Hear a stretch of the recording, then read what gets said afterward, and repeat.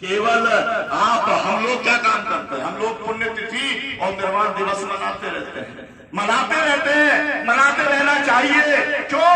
हम उनसे प्रेरणा लेने का काम करते हैं। बिना प्रेरणा के आप आगे नहीं बढ़ सकते, लेकिन उनके जैसा बनने के लिए आपको त्याग करना पड़ेगा, बलिदान करना पड़ेगा। अपने घर बैठ करके केवल अपना बीवी बच्चा पाल करके समाज का काम नहीं हो सकता। कहीं ना कहीं आपको समय भी देना पड़ेगा, साधन भी लगाना पड़ेगा, और समय और साधन लगाएंगे तो बात आपकी बहुत आगे बढ़ जाएगी। और ये काम जिन लोगों ने किया है, जिन संगठनों ने किया है, जिन मुद्दों को लेकर के किया है, वो लोगों ने अडानी जैसे को, अंबानी जैसे को, हम तमाम ऐसे आपको आंदोलनों का बता सकते हैं कि रायगढ़ के अंदर हुआ पूरा का पूरा एक्सीडेंट बन गया, पूरा इसको दे दिया था, अंबानी को दे दिया था, और वहां के लोग जब लड़े तो झक मार करके वो वापस देना पड़ा। महाराष्ट्र का एक जिला है, और वो भी कैसे दिया? रायशुमारी कराई, वहां पर बाकायदा वोटिंग हुआ कि लोग चाहते हैं कि नहीं चाहते ये प्रोजेक्ट को। 80% लोगों ने कहा कि हम नहीं चाहते, तो सरकार को उसको रद्द करने का काम करना पड़ा। मेरा कहना यह है, क्रिया भाग का भी आंदोलन चल रहा है, सब लोग, बहुत बड़े बड़े लोग उसके अंदर आ गए हैं, लेकिन अगर ग्राउंड के ऊपर ताकत आपकी बड़ी नहीं होगी तो कितने ही बड़े आदमी को बुला देंगे, उससे क्या फर्क पड़ने वाला है आपको तो। और ये भी एक सवाल है, जब किसी 4 गांव की जमीन जाती है और आप सोचते हो कि मेरी तो नहीं गई, तो तुमको क्या मतलब है, तो फिर बात खत्म हो जाती है। और इसीलिए मैंने यहां से शुरू किया था कि आपको जो दूसरे लोग हैं, वो लोग अगर उनके साथ में जाति होती है, अन्याय, अत्याचार, भ्रष्टाचार, भेदभाव या गुंडागर्दी या आतंक उनके साथ होता है, अगर आप उनके साथ खड़े होंगे तो वो आपके साथ भी खड़े रहने का काम करेंगे, और इसी को मानव कहते हैं। यही एक संवेदनशीलता होती है। ये संवेदनशीलता तो आप अगर मक्खियों में देखो, आप है ना, आप जानवरों के अंदर देखो, आप छेड़ दो किसी के मधुमक्खी को तो देखो, मधुमक्खी भी इतना काट लेती है कि आदमी मर जाता है। आप समझ लीजिए, है ना, इतना उनके अंदर एक इतना भी एकता। और हम इंसान हैं, हमारे अंदर जो है वो विवेक है, हम सब कुछ सोच सकते हैं, लेकिन हम या तो भाग्य के चक्कर में फंसे हुए हैं या नियति के चक्कर में फंसे हुए हैं कि भाई जो होना है वही होने वाला है। और फिर हम बाबाओं के चक्कर में फंस जाते हैं। नए नए बाबा पैदा होते रहते हैं। हमारे यहाँ वो बागेश्वर धाम वाला वो पैदा हो गया, महिलाओं को देख के कहता है तो खाली प्लाट है ना। मतलब आप सोचिए किस किस तरीके के लोग हैं, इस तरीके की भाषा बोलते हैं, और उसके बावजूद भी हम ये देखते हैं वो आसाराम बापू कितने सालों से जेल में पड़ा, लेकिन बहुत सारे लोग उसकी फोटो अभी भी लगाए हुए हैं, उसकी पूजा वूजा कर ही रहे हैं। वो कह रहे हैं कि वो तो अन्याय उसके साथ हुआ है, जेल में उसको रखने का काम किया गया है। आप सोचिए ये समाज किस तरीके का समाज है। तो हमारे को समाज बदलना पड़ेगा। मुझे बताया, राजीव जी ने कहा कि कुछ लोग यहाँ पर मृत्यु भोज के खिलाफ में अभियान चला रहे हैं। मैंने कहा भाई मेरी उनसे मुलाकात आप कराना। हम लोग समाज के अंदर अगर कुरीतियों को खत्म करने का काम नहीं करेंगे तो अकेले आरक्षण से काम नहीं चलेगा। आपको अपने समाज के चौतरफा विकास के लिए आपको महिलाओं के अधिकार की बात भी करनी पड़ेगी, बच्चों के अधिकार की बात भी करनी पड़ेगी, महिलाओं के बच्चों की सुरक्षा की बात भी आपको करनी पड़ेगी। अपने खुद के रोजगार या सरकारी नौकरी का अधिकार।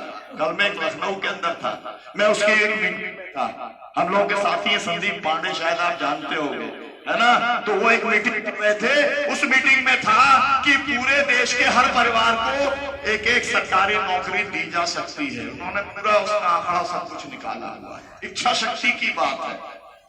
सरकारी नौकरी जरूरी नहीं है कि सरकारी नौकरी केवल बाबू लोग करेंगे, सरकारी नौकरी खेत के अंदर भी होगी, सरकारी नौकरी जो मजदूरी करता है उसके अंदर भी होगी। कुल मिलाकर के उसके वेतन का मामला है, उसके सम्मान का मामला है, वो पैसा कहां से आएगा वो उसका मामला है। ये काम हो जाना था। मैं आखिरी बात कहता हूं, ज्यादा लंबी बात नहीं, ये सब काम हो जाना था जब भारत का संविधान बना। याद रखिए, कोई भी लड़ाई आपको लड़नी है उसका आधार संविधान होना चाहिए, और होगा और हो सकता है। आपकी अगर आरक्षण की लड़ाई है तो क्यों है? हम भागीदारी चाहते हैं। किस आधार पर चाहते हैं?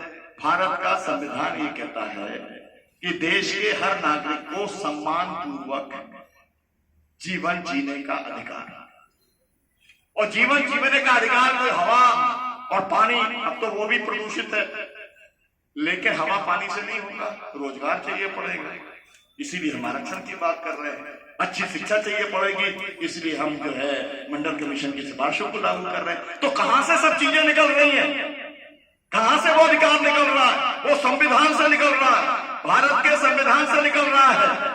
तो मैं अगर आपसे पूछूं, क्या आप मुझे बताओ कि जितने लोग बैठे हो कितनों के घर में संविधान है? मैं स्कूलों में जाता हूं, कॉलेजों में जाता हूं, उनसे पूछता हूं, 1000 बच्चे, 2000 बच्चे, 5000 बच्चे, बताओ कितने लोगों के घर में संविधान है? 5 के भी घर में नहीं है। अब आप बताइए, जिससे ये देश चल रहा है वो आपके पास में ग्रंथ ही नहीं है।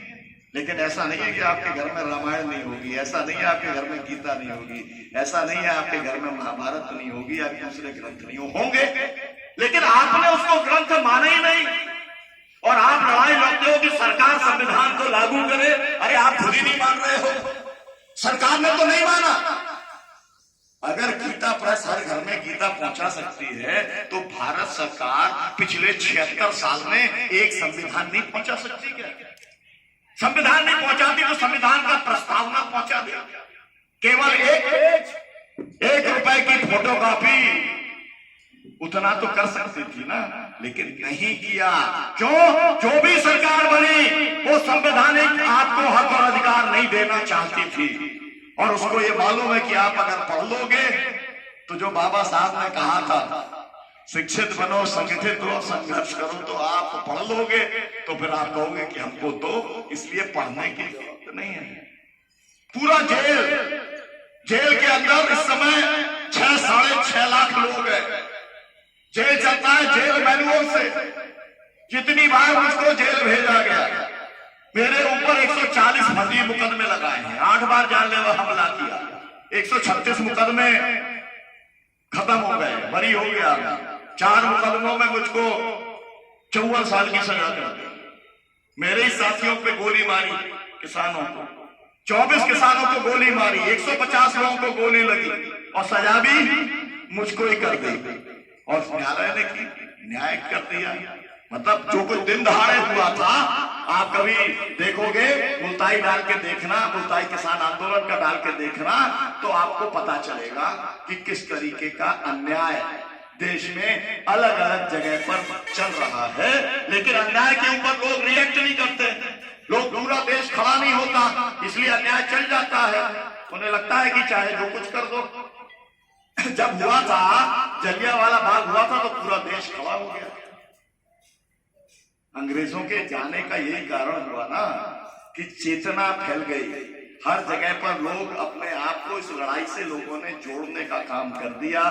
मैं आपसे ये कहूंगा कि आज जो हम मना रहे हैं, ओबीसी दिवस कहो, सामाजिक न्याय दिवस कहो, मंडल दिवस कहो, हम जो मना रहे हैं, हम इससे लोगों को जोड़ नहीं पाए हैं।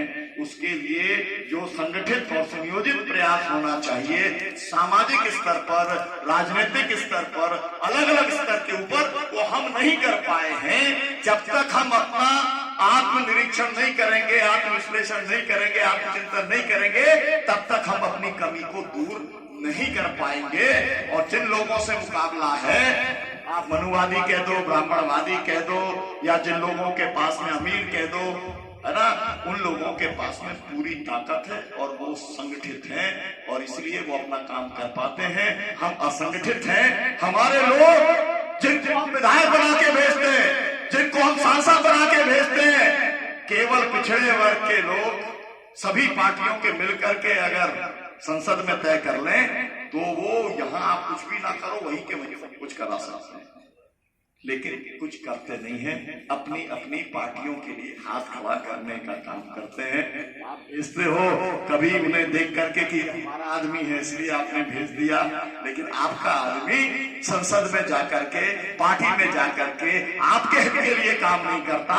पार्टी का हित अगर उसे बताया जाता है कि अडानी अंबानी को पूरी जो है रेल सौंप दो, संपत्ति सौंप दो, हवाई जहाज सौंप दो, सब कुछ सौंप दो, उसी में है, तो उसी के लिए वो हाथ खड़ा करके जो है तैयार हो जाता है। बहुत आपका समय लिया, क्योंकि मैं बहुत दूर से आया था, पहले मध्य प्रदेश से लखनऊ आया, लखनऊ से फिर यहाँ आया, यहाँ से बनारस जाऊंगा, फिर गोरखपुर जाऊंगा, तो मुझे लगा कि कुछ बातें आपके साथ में साझा होनी चाहिए। मेरा मकसद किसी को भी कष्ट देना नहीं है, लेकिन सोचने के लिए प्रेरित करना है। हम सोचेंगे नहीं, चिंतन हम नहीं करेंगे तो हम आगे नहीं बढ़ सकते।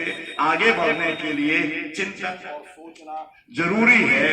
दूसरे अकेले पे आरोप लगा करके, किसी को जिम्मेदार बना करके, किसी को गाली दे करके बात नहीं बनेगी। अपनी ताकत, अपने संगठन की ताकत जब आप बना लेंगे तो जो चाहेंगे करा लेंगे।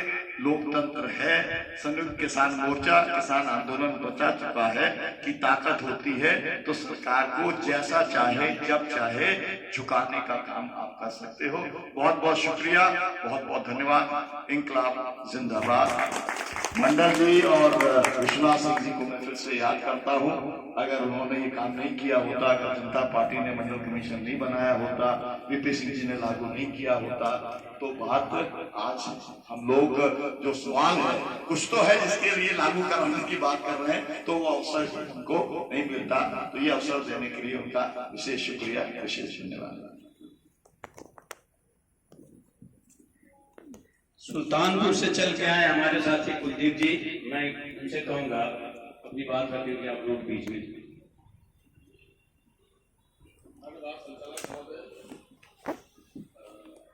आज ओबीसी दिवस के अवसर पर पूर्वांचल किसान यूनियन के महासचिव आदरणीय वीरेंद्र यादव जी, जातीय जनगणना आंदोलन चला रहे साथी श्रमिक जी, doctor Manish Sharma ji, doctor Sunil Verma sir, रिहाई मंच के साथी राजू यादव जी और राजेश और तमाम सारे साथियों और उपस्थित साथियों को मैं हार्दिक स्वागत अभिनंदन करता हूँ। जैसा कि आप सभी लोग अभी देख रहे थे कि सर बोल रहे थे, जिन मुद्दों को लेकर देश भर में जो घटनाएं हो रही हैं उसको लेकर के आपका नजरिया क्या है और आप उस पर प्रतिक्रिया कैसे देते हैं या नहीं देते। बहुत जमीन से जुड़ी बात उन्होंने की कि देश के अंदर